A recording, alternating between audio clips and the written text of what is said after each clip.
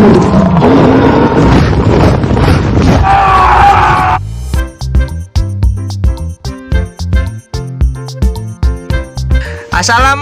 semuanya, balik lagi dengan saya Bang Malik. Dan kali ini saya akan menceritakan alur film yang berjudul Alpha. Film ini sendiri dirilis tahun 2018, di mana mengisahkan tentang seorang yang terpisah dengan kelompoknya saat berburu di zaman es. Dan bagaimana keseruannya? Yo, langsung saja ke alur cerita filmnya.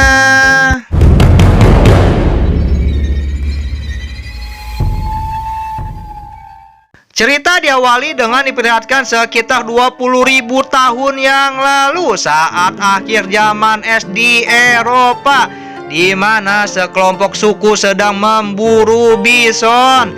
Dan di sini kelompok itu pun membuat bisonnya takut dan pada terjun bison itu ke bawah tebing.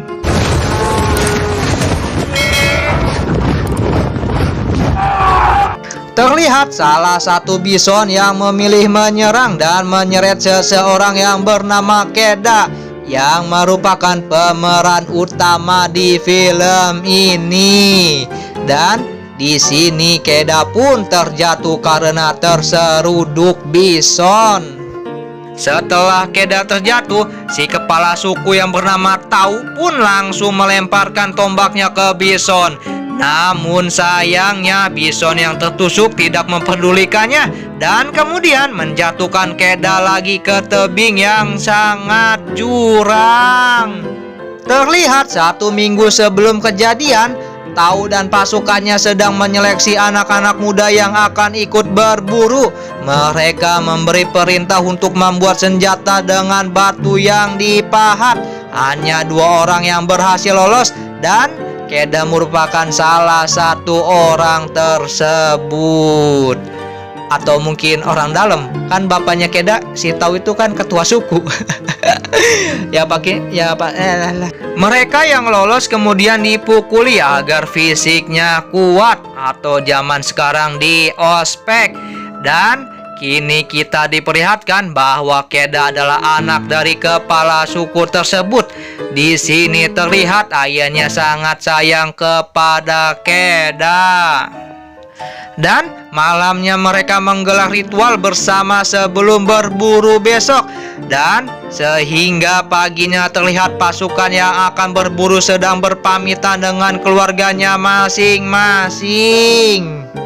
Keda di sana juga berpamitan kepada ibunya yang terlihat sangat sayang kepadanya.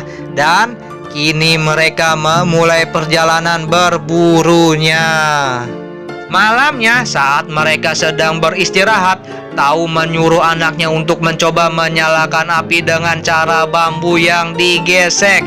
Namun di sini tidak berhasil. Dan di sini ayahnya mengatakan untuk bertahan, kau tidak boleh pantang menyerah. Paginya mereka yang melanjutkan perjalanan bertemu dengan sekelompok suku lain yang sedang berburu juga. Dan ternyata Tau dan kepala suku itu berteman. Akhirnya mereka berdua memilih untuk berburu bersama. Tau juga mengenalkan Keda kepada temannya itu. Setelahnya mereka menemukan babi hutan. Saat si babi hutan telah tertombak, di sini Tau menyuruh Keda untuk memindahkan alamnya. Tapi Keda yang merasa kasihan, di sini ia pun tak sanggup melakukannya.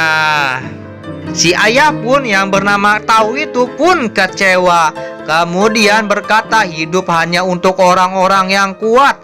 Dia pun menuntaskan babi hutan itu. Saat mereka semua sedang menyantap hasil buruannya, mereka terdiam dan mendeteksi adanya bahaya yang mendekat. Dan di sini membuat mereka kaget dan langsung berdiri.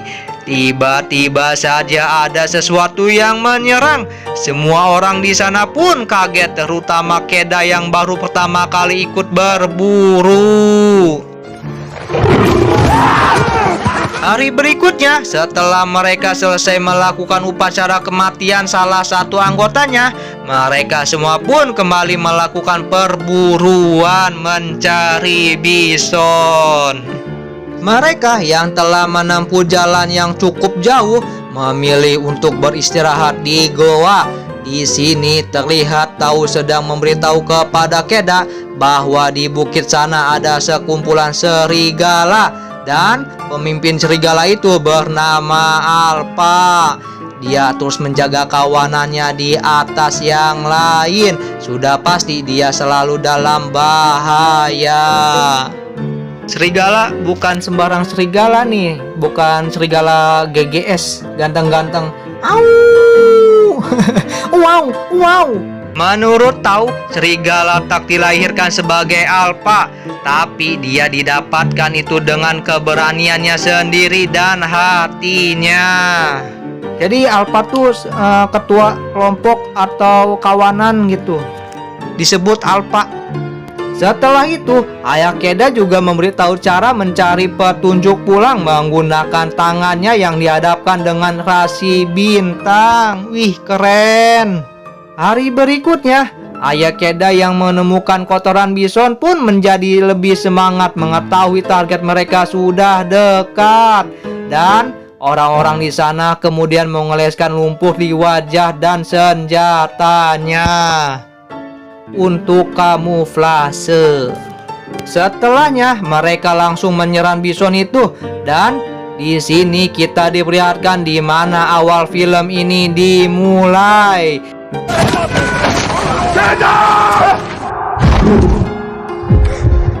Keda yang terjatuh dari tebing, ternyata ia tersangkut di sebuah batu. Namun dia yang sudah tak kuat langsung melepaskan tangannya itu, dan Keda pun terjatuh mengenai bebatuan tebing hingga tak sadarkan diri. Ayahnya yang melihat Keda terjatuh menangis terseduh-seduh. Sampai malam pun terlihat ayah Keda terus memanggil-manggil nama Keda dan berharap ia sadar. Hingga temannya pun berkata, sudah waktunya kita pulang. Paginya dengan berat hati, Tau memimpin upacara pemakaman anaknya itu. Dalam tangisnya dia pulang bersama-sama dengan membawa hasil perburuannya. Nah, menjelang sore datanglah burung mendekati Keda. Di saat itu anehnya Keda terbangun saat giginya dipatok oleh burung. Saat tersadar, Keda pun terus memanggil ayahnya, dan ia yang masih lemas berusaha untuk turun ke bawah tebing. Namun sayangnya tak ada lagi pegangan yang ia temukan, yang membuat ia berjam-jam berdiam diri memegang batu dengan sisa tenaganya itu. Langit yang mendung kemudian turun hujan dengan sangat deras, membuat lembah yang ada di bawahnya seperti sungai mengalir. Dan di sini Keda yang mulai tak kuat pun memilih terjun ke bawah. Saat Keda terbangun dari pingsannya, dia langsung meminum air yang ada di dekatnya itu. Dan setelah itu Keda pun mencoba mengobati kakinya yang patah tulang. Dan saat sudah baikan, Keda pun berjalan kembali ke tempat di mana rombongan berburu kemarin. Di sana Keda melihat setumpukan batu, dan ia menyadari bahwa si ayah telah menganggap dirinya meninggoy. Hari berikutnya, Keda yang sangat lapar terpaksa memakan cacing yang dia cari di tanah. Tak lama setelah itu, terlihat segerombolan serigala dan vampir. Serigala doang yang akan menyerang dirinya. Dan di sini Keda langsung naik ke pohon tempat dia tidur semalam dan dia pun berhasil lolos dari terkaman serigala itu. Walaupun dia sempat tergigit oleh salah satu serigala di sana, tapi dia berhasil menusuk serigala yang tersebut hingga tak sadarkan diri. Setelahnya, Keda terus berada di atas pohon sampai pagi. Setelah mengumpulkan keberaniannya, Keda pun turun dari pohon itu dan mencoba akan meninggoykan serigala itu. Akan tetapi ia yang merasa kasihan lagi-lagi tak dapat melakukannya. Keda meneteh baik pisan atulah jelemana teh. Keda pun memilih untuk membawa serigala itu bersamanya dan mengikat mulut serigala itu agar tidak menggigitnya. Malamnya saat Keda sedang beristirahat bersama serigala itu, dia didatangi sekelompok hyena yang membuatnya pergi dan mencari tempat yang lain. Keda akhirnya memilih untuk beristirahat di goa yang kecil. Kemudian berusaha menyalakan api dengan bambu yang digesekannya. Akan tetapi di sini tak kunjung menyala apinya. Setelah mencobanya beberapa kali, akhirnya Keda pun berhasil menyalakan api. Paginya, Keda yang terbangun dari tidurnya kembali mengobati kakinya itu. Terlihat juga serigala itu sedang mencoba membuka ikatan di mulutnya dan berhasil. Hayulu. Keda yang baik hati kemudian memberikan minuman ke serigala itu, walaupun dia masih sangat agresif. Keda yang mulai iba pada serigala itu terlihat sedang membersihkan lukanya. Dia juga membagikan makanannya itu pada serigala. Kini Keda yang mempunyai jiwa pemburu berhasil memburu seekor kelinci. Malamnya dia berkata kepada serigala jika dirinya belum sepenuhnya memaafkan dia atas kejadian kemarin itu. Dan Keda pun menambahi terserah dirinya akan memberi makanan kepadanya atau tidak. Akan tetapi karena kasihan melihat serigala itu sedang kelaparan, si Keda pun kemudian memberi daging untuk serigala itu. Walau telah duduk bersama, bukan berarti serigala itu sudah jinak kepada Keda. Kemudian Keda merenggangkan tangannya sambil melihat rasi bintang. Di sini dia meminta petunjuk kepada roh nenek moyangnya untuk memberitahu arah jalan pulang, seperti yang telah ayah Keda ajarkan. Dua makhluk itu pun sama-sama merindukan kelompok keluarganya dan musim salju pun akan segera datang. Keda di sini meragukan dirinya bisa pulang saat musim salju.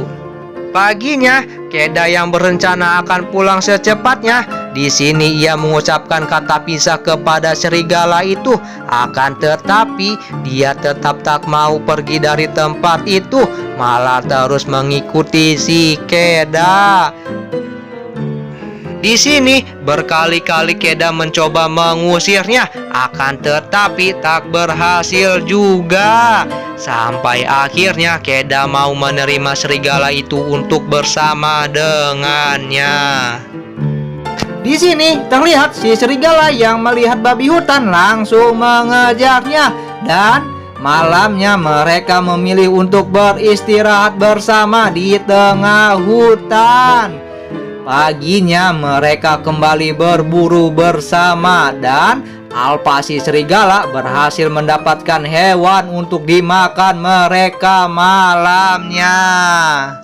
Kini serigala itu sudah tidak agresif lagi dengan si Keda. Terbukti saat Keda sedang tidur, serigala itu diam-diam mendekati Keda dan tidur bersama di sampingnya.